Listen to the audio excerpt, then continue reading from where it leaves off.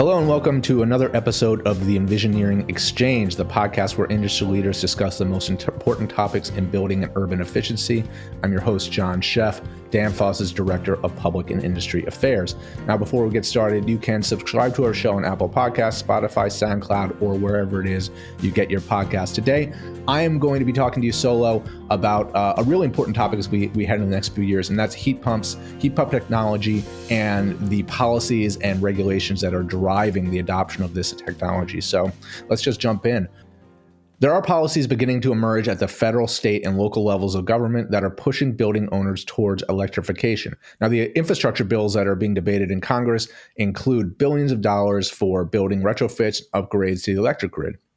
Building codes like California's Title 24 are basically mandating full electrification and on-site renewables in new construction in California.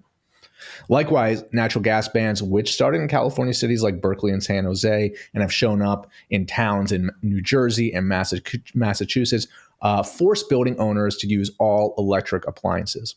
Now, interestingly, there has been some pushback to these bans from some states, and they're acting before these local ordinances gain momentum. For example, Arizona has preemptively banned local natural gas bans. In addition, the Attorney General of Massachusetts also declared that these local ordinances defy the state's constitution. Building codes and natural gas bans, however, only target new construction. And our country's building stock only turns over about 2% every year, which means we need to target existing buildings if we really want to make an impact. New York and Washington, D.C. have made a serious effort to do just that, with building emissions laws passed in the last several years. These laws set emissions caps for commercial and multifamily buildings and enforce pretty strict financial penalties for those emitting over those caps.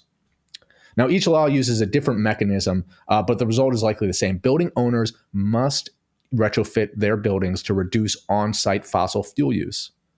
These policies are pushing commercial building owners toward heat pump technology. Now, heat pumps can provide heating and cooling using electricity as a source of power. In fact, every home air conditioner is very similar to a heat pump. They provide cooling by moving heat from one space to another. A heat pump simply reverses this process, moving heat from the ambient air into the conditioned space. This is known as an air-to-air heat pump, and their application in residential settings is becoming increasingly common because one piece of equipment can provide a home with heating and cooling. Now, retrofitting larger commercial buildings that use a combination of chillers and boilers to provide comfort is more difficult. Using ambient air as a heat source for these applications, or an air-to-water heat pump, as it's known, is currently very challenging. Retrofitting larger commercial buildings that use a combination of chillers and boilers to provide comfort, however, is also more difficult. In cold weather, it's very difficult to use the ambient air as a heat source and still heat water above 40 degrees Celsius. A hydronic system utilizing a heat pump chiller generally requires at least 45 degrees Celsius water to operate efficiently. And air-to-water heat pumps, with the technology we currently have, operate about 10 to 15% less efficient than a water source heat pump due to low ambient air temperatures. Now, utilizing other sources of heat is possible, and in terms of efficiency, it makes a lot of sense. For example, using waste heat from data centers, commercial refrigeration systems, or wastewater treatment plants provides a steady and predictable source of heat all year round. In addition, those heat sources can be centralized, creating the opportunity for district heating and cooling. Entire blocks of buildings could share resources to build an incredibly efficient district energy system. This is in fact going on in Europe, and Danfoss is involved in several of these innovative projects. Unfortunately, this is just not the way we do things in the US. Not only do we not have the district energy infrastructure to share heating and cooling between buildings, but we lack the business models and regulatory structures as well. New utilities that would serve only a district would need to be established, and businesses would need to operate on their own. That businesses that are used to operating on their own would suddenly need to buy into a collective. And for most, this is just too heavy a lift. So rather than try to crack that regulatory nut, the industry is moving toward a future in which commercial building owners operate as they currently do, except with an air-to-water heat pump instead of a chiller-boiler combination. And manufacturers are investing heavily in improving this technology, and the Department of Energy is stepping up as well. In May 2021, as part of the E3 initiative, Department of Energy Secretary Jennifer Granholm announced a Cold Climate Heat Pump Technology Challenge to develop commercial heat pumps for all climates. The climate, however, cannot wait until the next generation of air-to-water heat pumps are available for us to start decarbonizing our commercial buildings. Hybrid solutions can be implemented today in existing buildings that can significantly reduce on-site fossil fuel use and emissions. Combining air source heat pumps with natural gas-fired heating does not eliminate fossil fuels altogether. It can, however, reduce the need for fossil fuels to the very coldest days of the year. And in certain areas of the country, the Mid-Atlantic, the Southeast, the South, that may be just a few weeks a year, depending on how mild the winter is.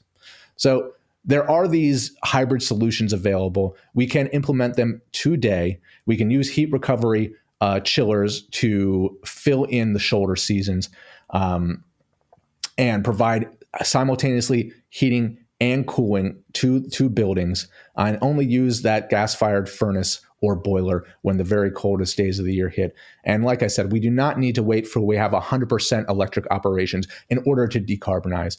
Reducing 75%, 60% will make a big difference right now. And for commercial building owners that are looking to retrofit and incorporate new equipment today, if they incorporate a new boiler, that could last for 30 years. So we need these hybrid solutions available right now for commercial building owners that don't want to wait for all electric operations to decarbonize. And that's it. I think heat pump technologies are here to stay. As we're moving into the future, we really need to utilize them in any way we can to help decarbonize in all climates, even if it does not mean going to 100% electric operation. Well, thanks. That's it for this episode of the EnVisioneering Exchange. Don't forget to subscribe to our show on Apple Podcasts, Spotify, SoundCloud, or wherever it is you listen to your podcasts. Lastly, if you enjoyed this episode, please don't forget to rate, review, and share with your network. Again, my name is John Sheff. I'm Danfoss's Director of Public Industry Affairs. Thanks for listening. Talk to you next time.